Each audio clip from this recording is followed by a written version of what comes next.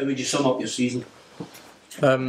We've been a bit up and down, but we found a great run of form and consistency over an important stage of the season, which got us into the top 6 and helped us finish 5th. Yeah. Overall, your own performance? I think I started well, then had a bit of a blip maybe for about 3 weeks, but then ever since then I think I've been consistent with my work rate and my performances. Maybe I should have scored a few more goals, but I'm quite happy. There's a number of players, experienced players, are all obviously going to have to mull over the deals that have been offered to them. How important do you think it is to try and retain that core? It's always important to have the core of your team, especially they're experienced and older. That's the most important thing, because you're bringing a few other younger lads, and they're the older players that you need to help the younger lads progress and come through and make the team gel. Are you worried that you're just going to be there trying to make up the numbers for this game because they're talking about the opposition so much? No, not really. I think the same happened last time. We came away with the 3 points. So it's just another game of football. It's a big occasion, especially for them as well, and for us to even go there, the lads that haven't played at Parkhead before. I played there last time, and it was a great feeling for me. And I can't wait to play there again.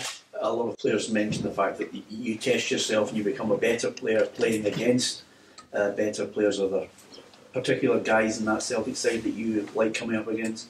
I think they've got a bunch of great lads. That's why obviously they play for Celtic. So you do have to raise your game a little bit more, and you have to be that little bit sharper and a little bit brighter. You need to constantly think throughout the game. You can't really afford to switch off in them games, so it's good. Do you feel you've improved as a player? You seem to be thriving in that kind of formation, the 4-3-3 playing up front. Do you think that's helped you? Yeah, I think it's not a case of you play on the left, just get up and down. You play on the right, get up and down. It's like the gaffer said, you three up there, just go wherever you like. Just make sure you fill in whatever side you're on. So that's been good. It's almost like a free roll, and you have the freedom to just go and get the ball, as to speak. So no one can really pick you up or mark you because they don't know where you're going to go, and by the time you get the ball, they can't communicate quick enough for them to react and reorganise.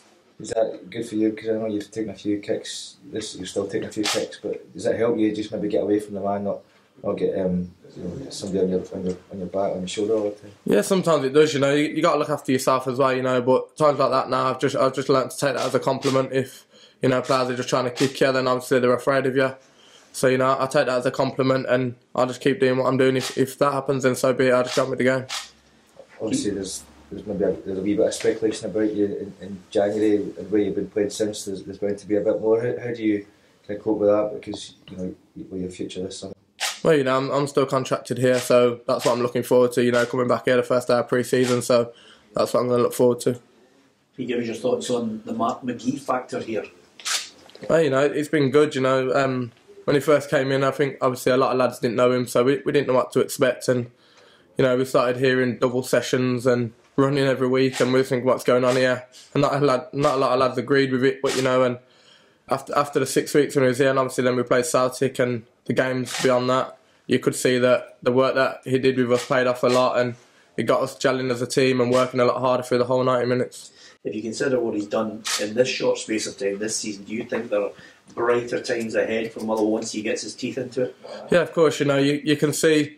Whereas when we started the season, we just looked like we was a basic 4-4-2, and we didn't really have a plan B.